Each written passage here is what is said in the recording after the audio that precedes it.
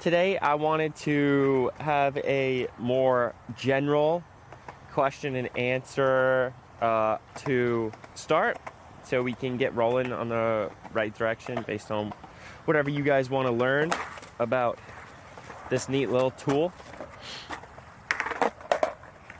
And after that, probably just focus on kickflips a little bit more, because that is always important.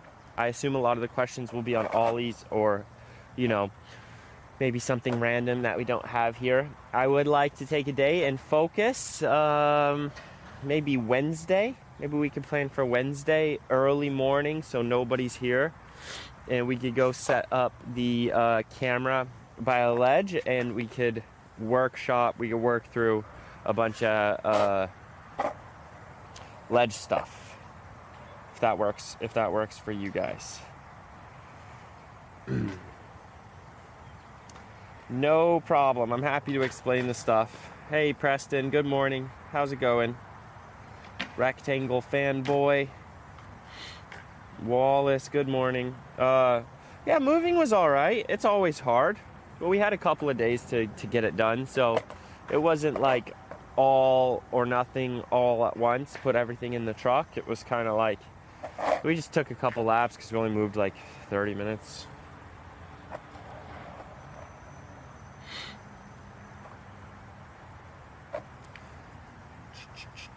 I'm happy we got this fixed. I'm gonna never use this cable again. That's how that's gonna happen. All right. No problem, Henry. I'm happy to help. I'm happy it's working. Skateboarding's really hard, so I know the tips on my end are getting better because more people are getting better faster.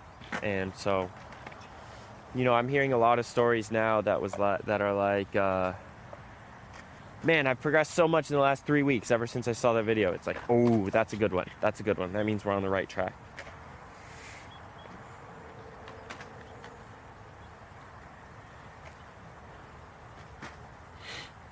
So, let's start with the first tip. My problem with many skate tricks, and specifically staying on top of the board. I can land kickflips in the grass and the carpet board, but I can't keep my weight above the board when I'm on concrete. That's a good question.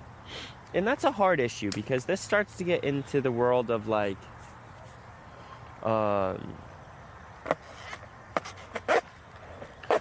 I would say it's a combination between skill and confidence. And that's what makes it so hard, is because like you do need some skill to land on the board that's on wheels, right? If it's just on carpet, it takes less skill to land on it because of this reason right here.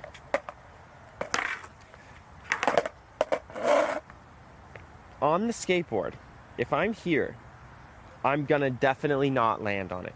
But if I'm on carpet or grass or something like that, I can reach my back foot forward and get on the board. And this is fine. But I can't land on a regular skateboard like that because it's gonna shoot out forward. So there's actually, without landing on wheels, there's a much wider range that you can actually land on the board. And I want you to think about this in this sense, okay? You can think about your shoulders. I, for some reason, always think about my head placement, which now that I say that out loud, that seems a little bit weird, because I've never really heard anyone say that. I don't know. That's a weird one, but I try to keep my back foot on the left side of my head and my right foot on the right side of my head. That's just shoulder width apart. So that's kind of a stupid way to say that, right? That's kind of funny.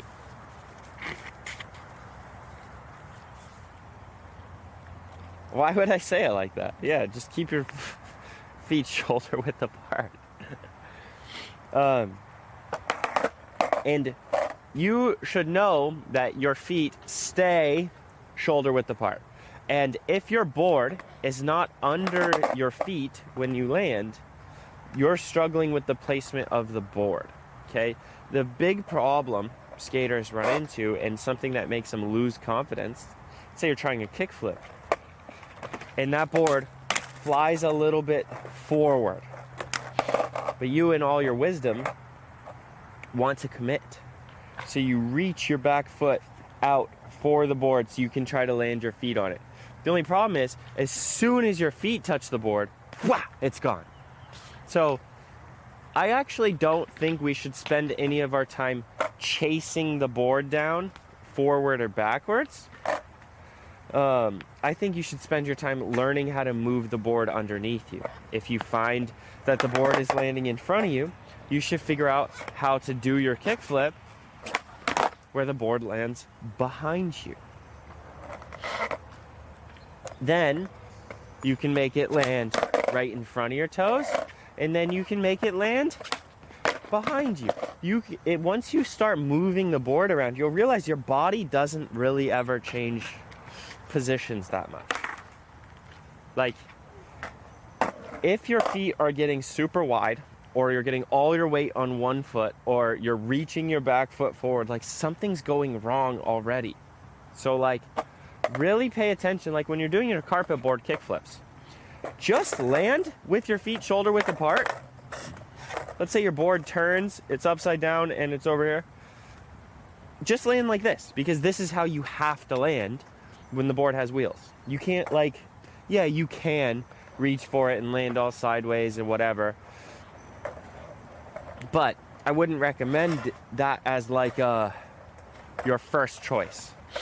So you should just be doing all your pops and trying to land with your feet right under you, shoulder width apart, and then learn how to drag that board into place so it's underneath your feet.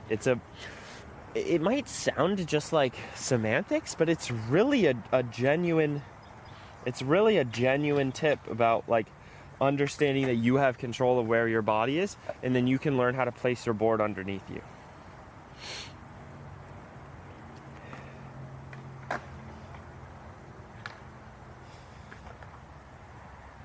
Capiche? Capiche. Hey, Mano, that's sick. Mushroom Fox, good morning. Just getting back into skating, and I'm struggling with rolling ollies. Do you have any advice? Yes. So, I'm going to step back a little bit so I can cover a little bit more ground. Hey guys! Today we're gonna do... So, when you're doing regular ollies without moving, it's actually pretty simple to visualize this board coming straight up towards you, right? Sometimes we even want it to shift backwards through the pop towards us this way, right? And if I actually do my ollie and move the board backwards genuinely, it's really not that big of a deal, because that's not the game we're playing. We're not playing like gaining distance going forward, just trying to get the board in the air. So that's a win. That's a huge fat W. The issue starts to come when you are going forward and you start trying to visualize distance in your ollie. You start to try to cover the gap, where even though you're moving, you should still be bringing that board up to you. Oh my god, this puppy is so cute. This puppy is so cute. It's like a... It might even be like a shepherd, but the paws on this thing are like... He's gonna have to grow into those bad boys for sure. So while you're moving, I want you to still be comfortable pulling that board underneath you and up, almost like you're taking distance away from your ollie. What if we thought about it like that? Let me give that a shot. Let me see if that makes sense.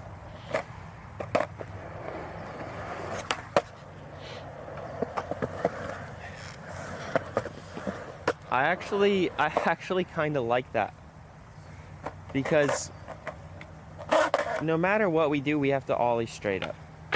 And as soon as you start trying to ollie forward, you're gonna run into really big annoying issues, and your board is gonna start turning, and you're gonna lose height, and you're gonna end up back seat. And then even worse, this is even something that happens, which is so dumb. The fact that this happens is so dumb. You push your board forward, and you're sick of falling backwards, so you lean more forward. And then you're pushing your board forward so far and leaning so far forward that you turn and fall forward. It's like, it's just a bad snowball effect from trying to shift your board along the target line too much.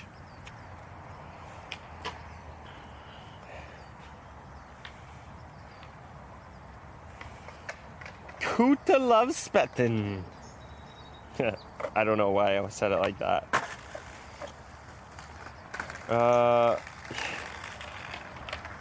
Let's see.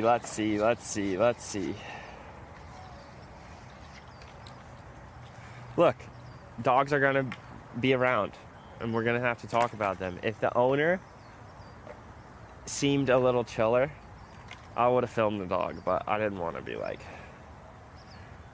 all weird about it.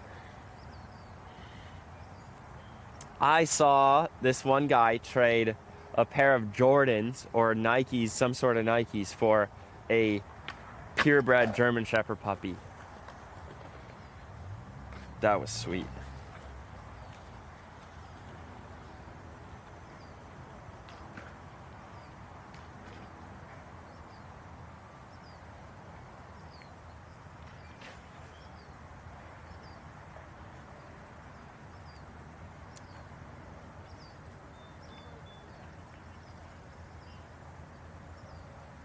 I can form good fakie kickflips, but my back foot never lands. This is an interesting one. Let's dive into this real quick. Okay, I'm gonna make some assumptions because that's the one sentence I know about you as a person, so there's not a whole lot to go off of. But let's say your regular kickflips.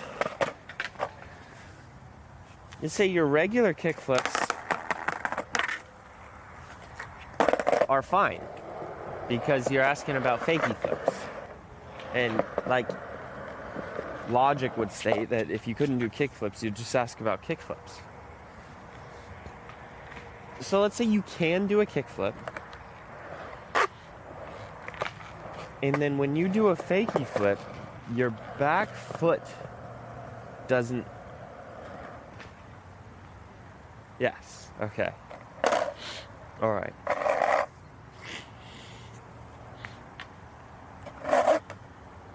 Skateboarding is done in the setup, and elite level squats are really important. My allergies are just insane, dude. You could probably hear it. Let me answer my sister's phone call. Hey, I'm in the middle of a live stream again. I'm gonna have to call you later. All right, bye.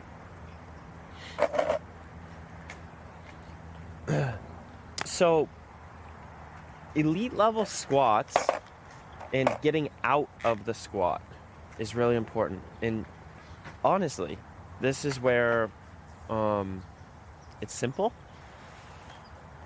important, and very difficult. And it's not something that is easy to teach or learn or even understand the implications, or even find the difference between good and bad. But we're gonna try. So I have this rule that I made up that is at the bottom of your squat. You are pretty much never allowed to shift backwards and pop. All right, let me show you that one more time. So if I'm on the board and I want to do an ollie, and I squat, if I shift backwards and then pop, it turns into a really funky looking ollie. I'm on a delay, so let me just watch that. because that was a pretty good beginner ollie. The sky is beautiful.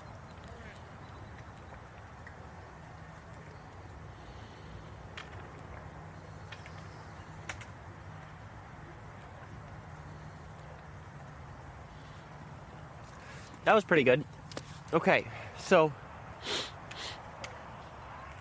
let me show you a few things about that you might not know intuitively.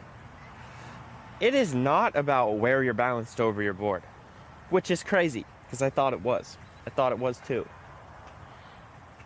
It is about the direction that your momentum is moving as you're jumping off of the tail. So I can set up, right? Look, I'm going to shift this board all the way forward. So these back trucks are almost underneath my head, right? So this means my weight is distributed over this back truck, right? I can lift up the nose very easily. You know, I'm getting stuck in a manual a little bit. I can ollie from there just fine because I am not shifting my weight backwards at the bottom of the squat, okay?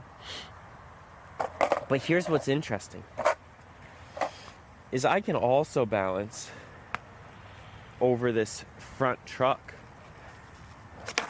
and do an ollie. I mean, I have to shift the board a little bit. It's not that dramatic, but you know, maybe out here over this little white piece of tape, and I can do an ollie just fine. But even if I set up this far forward, and if I shift my weight backwards, the ollie doesn't work anymore. So it's not about how far forward or backwards you start within a range. Obviously, it's like hyperbolic. It's just to prove a point. It's about shifting your weight at the bottom of the squat instead of just being super powerful straight in and out. Let me see if there's any questions on that, and then we'll continue on this fakie flip.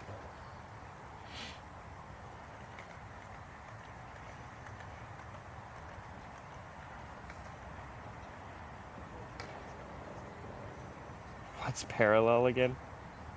What are you talking about? You don't know what the word parallel means? Our audience isn't that young.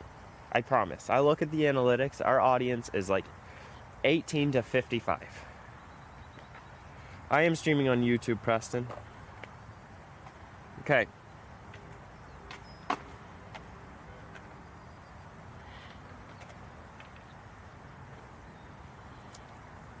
So, now that we know that we don't shift backwards, now we have to face the hard truth that we're going backwards and we can't nudge the target. So, there's this thing with fakie tricks where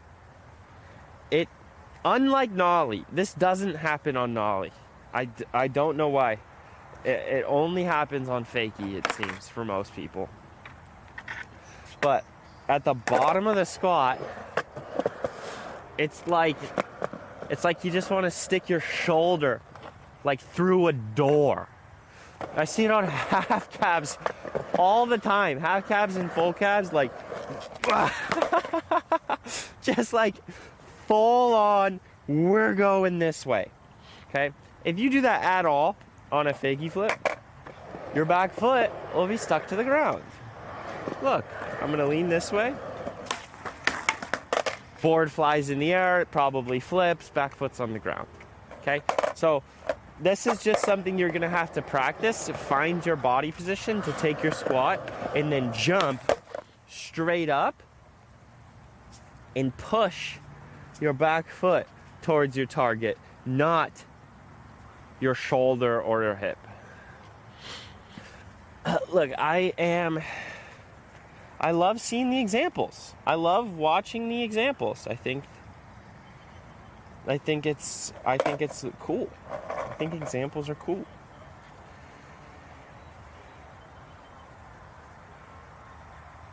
Switch nollie flip. Okay, so let's finish this fakie flip, and then let's actually talk about how we might be able to practice nollie tendencies using fakie. So once you get your feet shoulder width apart, you can push your back foot towards your target. As you jump, you're not leaning, you're not sliding at the bottom of your squat towards your back foot. You're just loading it up properly so you can jump straight up. You actually don't have to pop very high on fakie flips. It's just difficult. It's just more difficult to place the board in the right spot than on a regular kickflip. I think difficult's the wrong word. It's more sensitive. The actual skateboard is going to be more sensitive during a fakie flip than a regular kickflip. That doesn't mean harder to place the board, because for some people they're going to be easier because they're more sensitive, so they take less effort.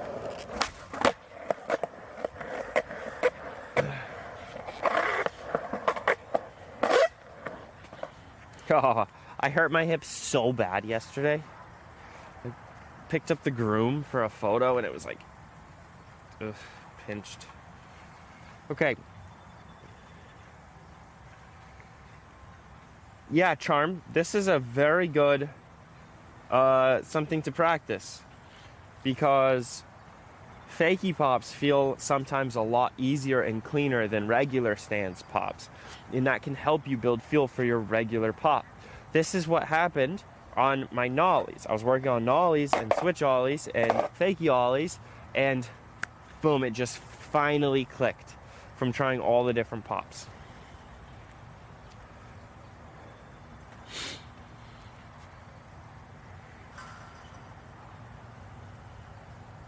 Zach, I need to just go to the gym 3 times a week. And now that I live in a place that's reasonable, that I like, that is close, that isn't in like a city with traffic and disgusting with an alley in the back. Ugh. My last place was so bad. But I just need to go to the gym 3 times a week. Not real like rehab.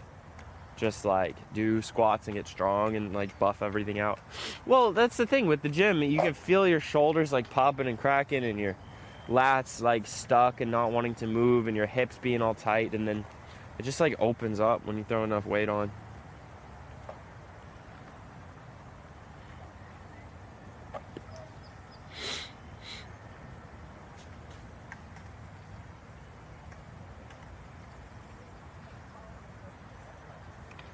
Okay, let's just talk about this cool concept real quick about switch, fakie nollies, that stuff.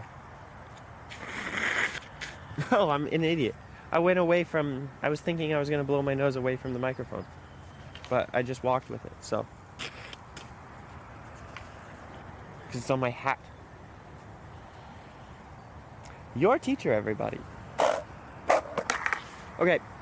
So, now that we touched on fakie flips a little bit, I just want to talk to you about the difference between fakie and nollie. Because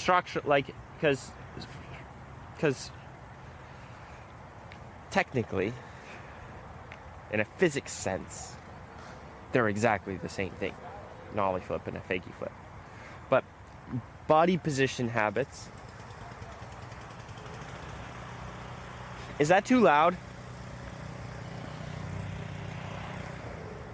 Is that too loud? Did you guys hear that? Someone just started like a lawnmower.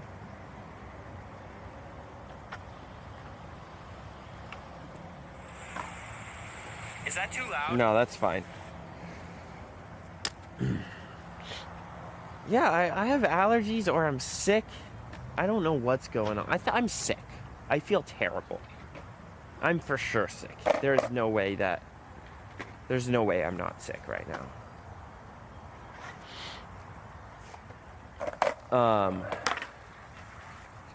But for fakie ollies, it's really common to want to face forward and skate backwards. And this actually puts us in a really good position with our back foot. Our back foot sits on the inside of your back knee. Okay? Then when you push, it's easy to push your back foot down and back away from you and get this nice rhythm and this little bit of inward hip rotation as you pick up the tail of the board, which is generally a pretty comfortable feeling.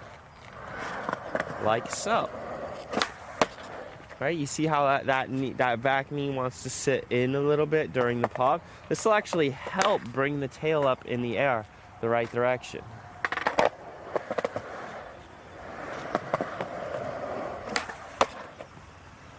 It's obviously very dramatic. I'm just trying to do it in a way that you guys can see it.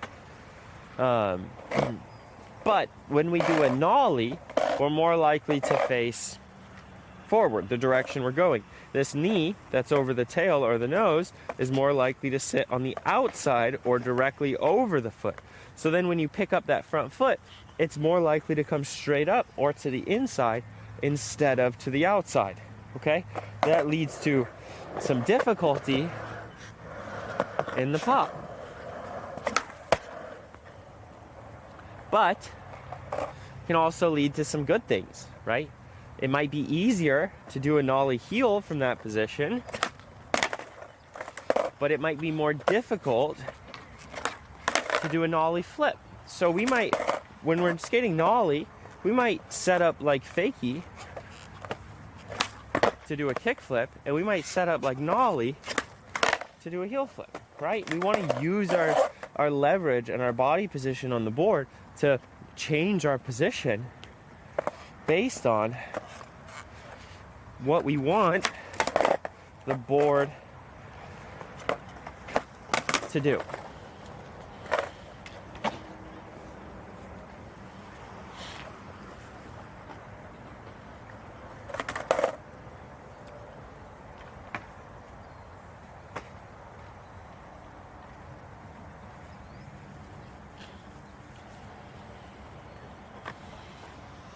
I might have picked up something at the wedding. I doubt it. There wasn't that many people. It was a very small one.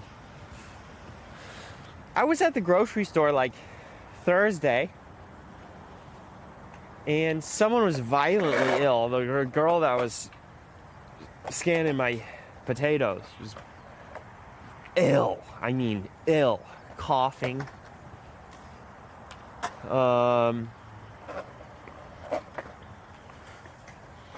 Yeah, I probably just picked that up.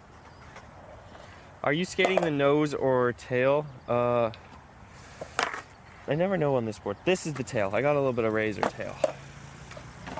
Any tips for doing ollies at a very high speed? We did moving ollies earlier. I don't know if that's what you're... I don't know if that'll do it though.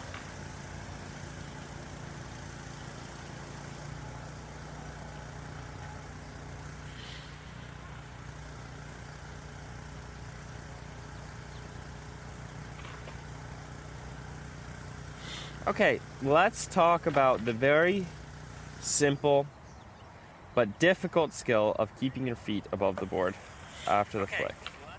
Hey, Mad Villain. Good morning. How's it going, bro? How can you stand with your 2 feet so close?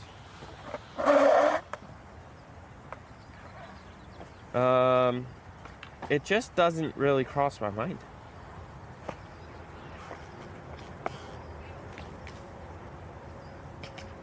Just doesn't really cross my mind. Hey, I've just been standing on a board for so long. I'm just sure that, like, I've probably stood on a board like this more than you guys have stood on a board ever, to be honest. I've skated so much. I have skated so much.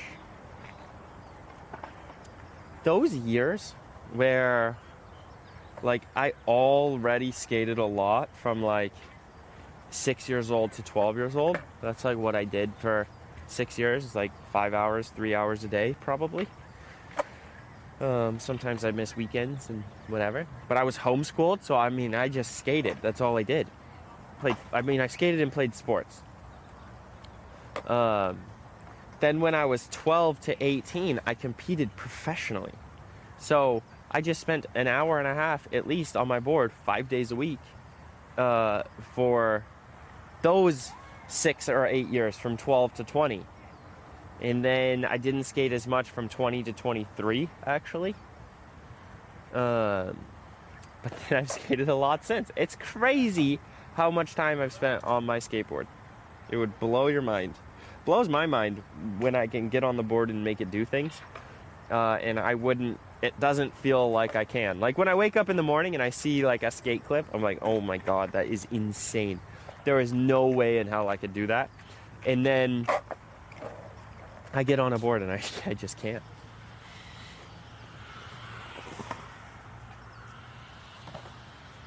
Yeah, Zach, that is exactly how you should go about it. Just rack up your hours pumping. Pump for 1,000 hours without worrying about anything. Those birds are sick. And then you'll be set.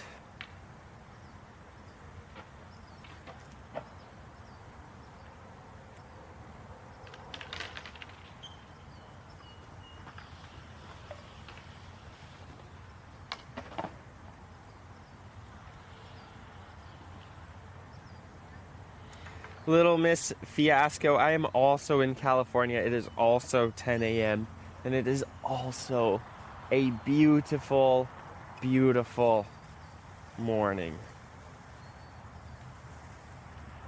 All right, so what are my thoughts on vert? I like vert. I like vert a lot. So let's take a little bit of time here.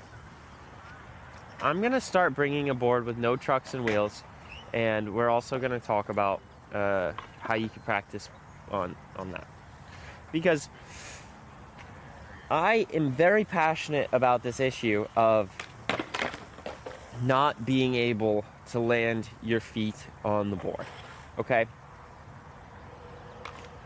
There is something that we need to go over this, like, from the beginning, because there is a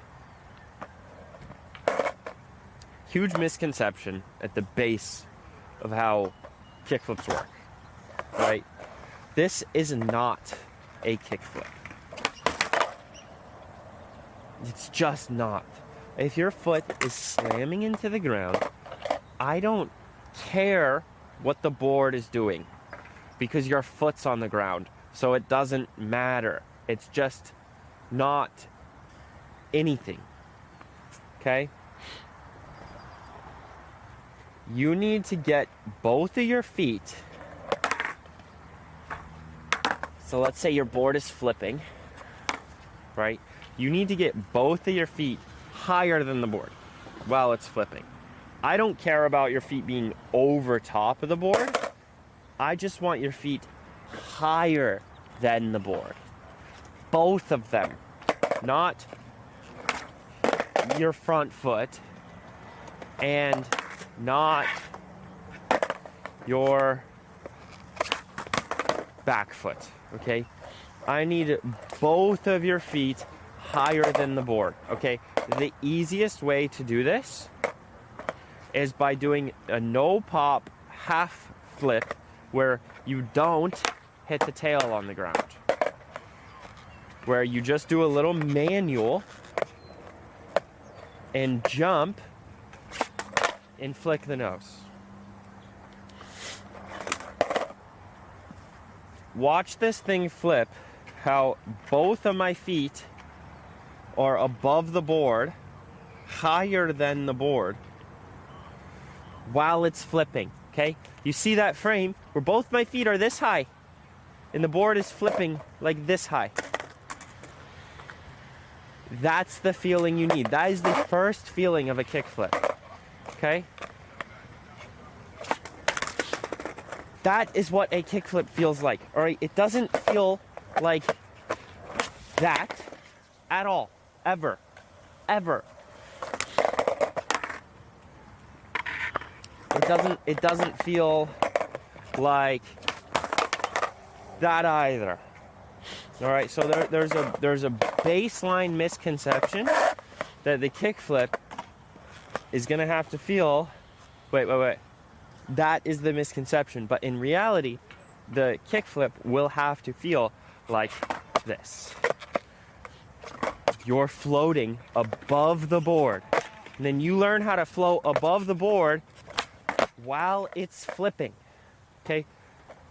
It doesn't. Nothing changes about your float.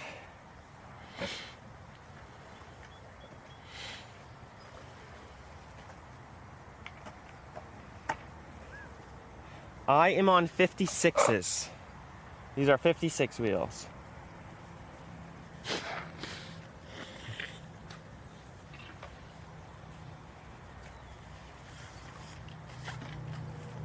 Angelique Downey is not capping. She struggled for kickflips really hard for months and was getting very discouraged. And I remember specifically she was really trying to land on them. Like, flip them all the way and land on them. And we had a conversation that was like, hey, just play a little bit more. Like, you're getting better, and I want you to be able to, like, have fun with your recent improvement. And for your kickflips, just don't worry about flipping them all the way. I was, like, haphazardly just saying, like, just don't worry about flipping them all the way. Like, I'd rather you do a half flip and be able to land on or near the board than, like, being obsessed with flipping it all the way.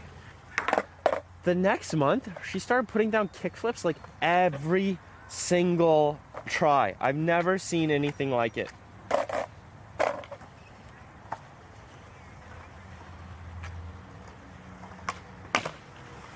These bushings are bones hard bushings, and I don't like them. Would you still skate if you hurt your ankle? No. Will lower trucks help my pop? It all depends on what your timing is. Some people have better pop with really high trucks, but the timing is just a lot different.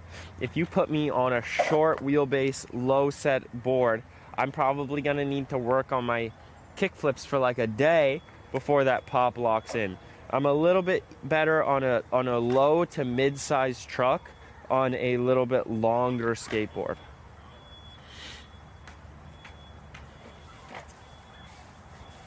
Mystic Banana, yes, there is a way. Just go to our website, skateiq.com, and click join the community. I do video reviews all the time in there. A lot of times it's just like text and type review. Other times we do like group drills all together, and then I'll give feedback on all the drills. And then if you have like a really good submission that is going to be like really helpful for the whole group to learn from, then I'll do like a video post about that trick and that submission. So make sure you give that a shot. I mean, we have free trials to our online community, and that's where the story from Angelique comes from. So it's definitely worth checking out. I mean, if you just go skateiq.com, join the community, it's like up in the top. I love that group. That group is so damn cool. I haven't done any more dolphin flips since that day. No, they're not consistent.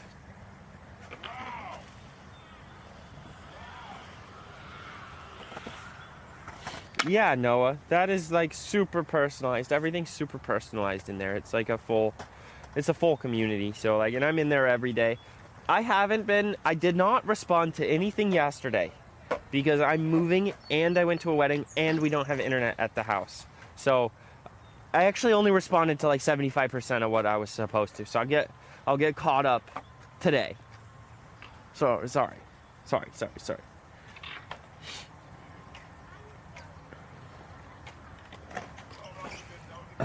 So the fear of landing on, ooh, I just threw one phone on top of the other.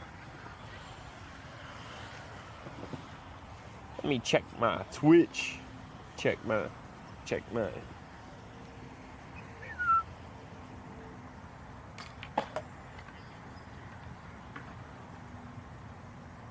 Nice, congratulations, fanboy, on your kickflip. I'm having balance issues, surely because of poor ankle strength. Any drills? Yeah, just the basics. A lot of time on your board, a lot of things like manuals and like pushing on your ankles while you're holding a manual, maybe wheel hovers, single leg snakes, single leg balances. You can always check out, like, we do have a balance blueprint. That's what that's for. Or like our how to push YouTube video is really good. All right, so fear of landing on the board is something that there isn't like a quick fix to it. It's not like you weren't scared yesterday, or sorry, it's not like you were scared yesterday and now you're not scared anymore because you got a tip and you landed one kickflip. fear of landing on your board is a constant battle that you get to overcome every single day on your skateboard. I think the earlier that you get rid of the idea that you will not be scared one day, the quicker you'll progress, because you're going to be scared if you're a smart person and you're like, you know, even minorly aware of what's going on.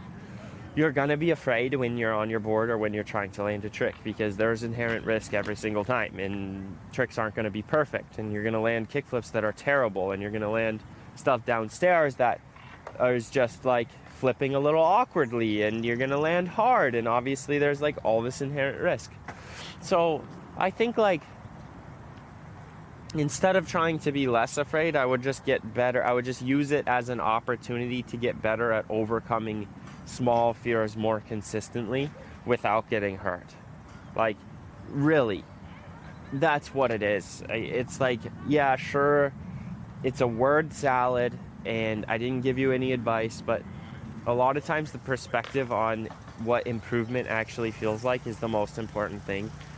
Every time you're in the air and that board is flipping underneath you, you're gonna have a bit of adrenaline. You're probably gonna have to counter some doubts that pop into your head on approach to the trick, especially for the first couple of times that day.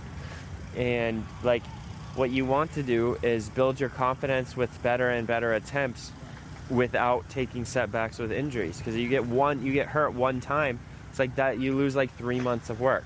So skateboard progression, just like everything, is more like a war of attrition and small baby steps forward safely, something that you can comprehend and that you can genuinely do every day. Not so much like, okay, I was scared yesterday and now I got this tip and I'm not scared anymore and now I'm gonna land on my kickflip. That's just not really how it works, and I wouldn't recommend it like that. I would build your skill set slowly but surely, and instead of trying to gain only confidence, I would gain confidence by getting better at thinking straight when you're a bit fearful, and pushing yourself to find one baby step forward and then drilling that and getting habituated and then taking it one step further.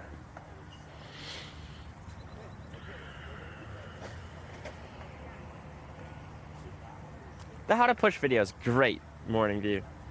I love that. I don't know who Ben is. Run DMK. Wait, no, wrong person. Toblerone. I don't know who Ben is. I'll use doubt as my power. You have to.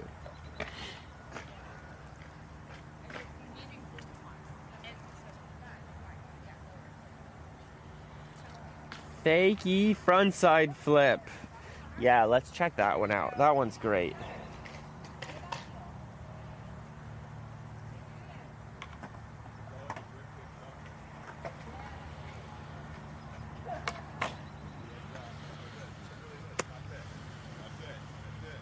Thank you, Flo Dojo.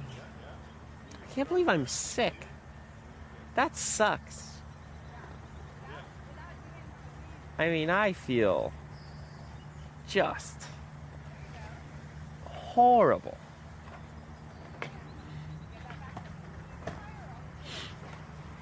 I sneezed so much yesterday that my face hurts. Wow. I think I'm gonna take a Dayquil. Duh, that's why I feel bad. I'm sick. Oh, Mikey P, I'm sorry. I've broken so many boards with the kickflips. Sometimes I catch on the tail. I have never broken a skateboard in my life. It is kind of paradise over here, though. This is really, really, really nice out. I am 28, Dojo.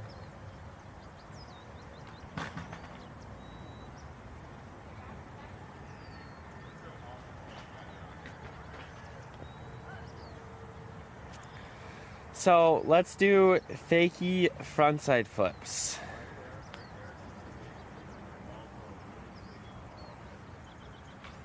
How important was a nice house being close to you while looking for a apartment? I'm just renting, but a nice skate park being close to the house was like, I mean, it was one of the reasons that I wanted to live there. It's by Poods. I'm like, I get to go to Poods, you know? Babe, come on. It's by Poods.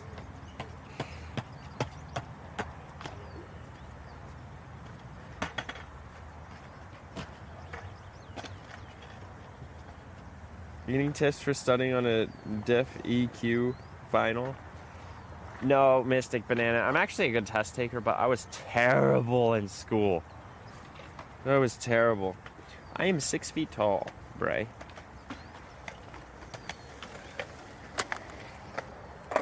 Okay, so we got the basics. We're taking a very casual, it's a very casual stream today.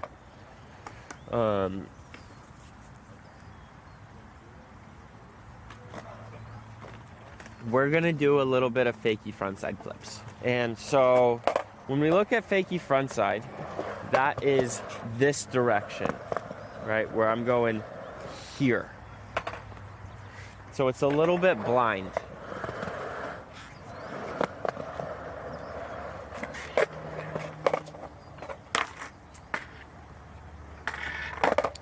So you get stuck with the question. It's like, okay, do we want a big wind up? So I'm like facing the direction I'm going and then throw it all the way around? Or do we want to start more neutral and then try to look super far? And there actually isn't a terrible way to do this. You can look way far before your trick. I would just practice that independently from the actual trick. I would just practice what it's like to really turn your hips and to really look and see if that feels comfortable for you.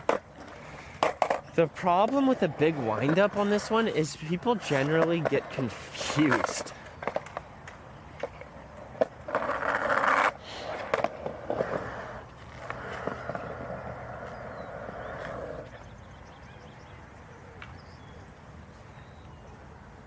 Sorry, I think I figured out why I got sick. Is they generally get confused because it's such a far distance from here to all the way around to the pop. So I actually don't recommend a huge wind up on the Fakie frontside stuff. There's also something that you can think about where if you're going this way, you only have to turn your upper body to 90 degrees. And then you can step backwards and you can skate out of it facing backwards. This isn't as natural Fakie, right? This will be more natural on a regular backside 180. And you see this all the time. You leave your body at 90 and you can skate out backwards. But you can actually do the same thing with Fakie frontside or switch backside, where you leave your body behind and you just finish it with your feet. So if you do that, you can make it feel a lot more like a Fakie flip because your upper body isn't having to move that much, and then you can just finish it with your feet. This is the way I like to do it. I'm not very good at them, but this is how I want it to feel, like a really stable upper body. And I just turn the board around with my feet and my hips.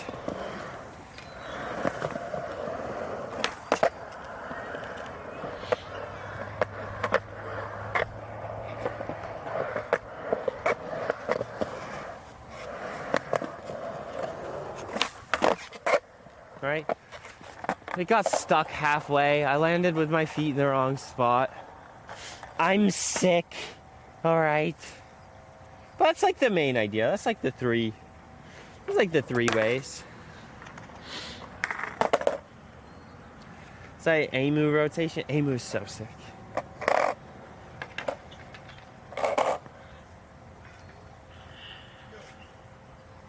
I feel like I got sick because I had champagne in the morning time for the wedding.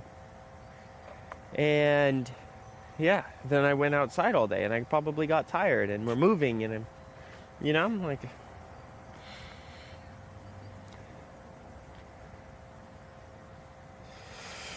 Does height affect what type of skateboarding you'll be better at? That is a very good question. Short guys tend to rip transition. I think it's useful to be tall for street stuff and like rails, maybe even manuals and stuff. Overall though, there are tall guys, like I'm decently tall. I'm about 6 feet tall and skinny and lanky, and I did a 1260.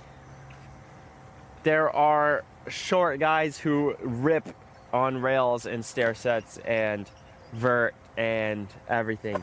I think just generally being lighter makes skateboarding easier. So if you're a bit heavy set, that's going to be harder. Like if you're 185 pounds, that's getting to that like heavy-ish range where most sports you want to be 180, 200, something like that.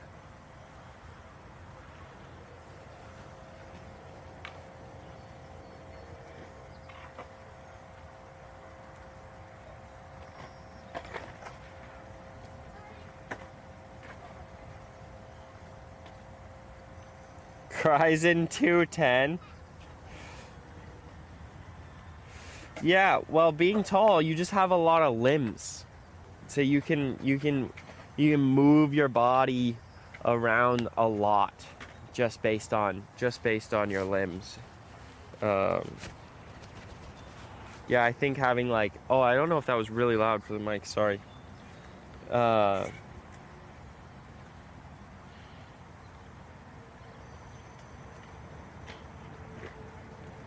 Yeah, short husband's on the shorter side, he rips transitions. That makes perfect sense, astronaut. When I try to do backside 180s, my board flies out from under me. How do I keep it? How do I keep it? This I actually have a great tip for. And this will be the last one, because I'm going to go home and take a Dayquil and take a shower and get ready. I have some coaching today, so... When you are doing a 180, I want you to try and imagine that you are spinning flat, okay? A lot of times when 180s shoot out, it's because that upper body tracks forward and you spin over here. Oh, and the upper body tracks forward like towards the camera and then back towards the back foot, right? This makes sense because you're trying to get energy into the board to get everything to rotate. But the problem is, when that happens, that board is just gonna shoot out in front of you. That was really dramatic. That was a huge lean. But even if I just do a little bit, the board's gonna run away, okay? So what I want you to do is squat like this. Squat and aim your chest down at the ground so your hips come back. Then I want you to take your back shoulder and put it over your front foot. And then I want you to start jumping and then unwind, right? Squat, shoulder, jump, unwind. That will keep you very much over your feet.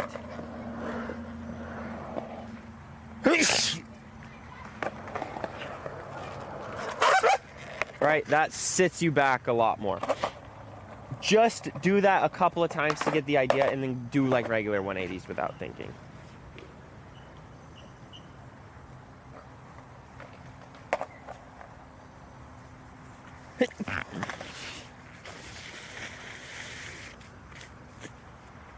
All right, I'm literally sick. I'm gonna end the stream. I'm gonna go shower, take a Dayquil, and get some work done. No problem. Thomas Garza is mentioning a video in our 180 blueprint. Go watch our like how to 180 step-by-step guide. There's a great tip in there about rotating. Tomorrow's stream, let's do it about rotating. For sure. I'm going to stream tomorrow, 10 a.m., right here, same spot, 180s. Put it in your calendar. Let me make sure that I don't have anything going on that day, but I think that'll be fine. I canceled my golf lesson, so. Okay. See you guys over on Twitch. Thanks for the subs today. Skater, Little Miss Fiasco, Kuda, Preston. You guys are awesome. I didn't see Ali in the chat today on YouTube. This is Cali time. Yeah. 10 a.m. PST.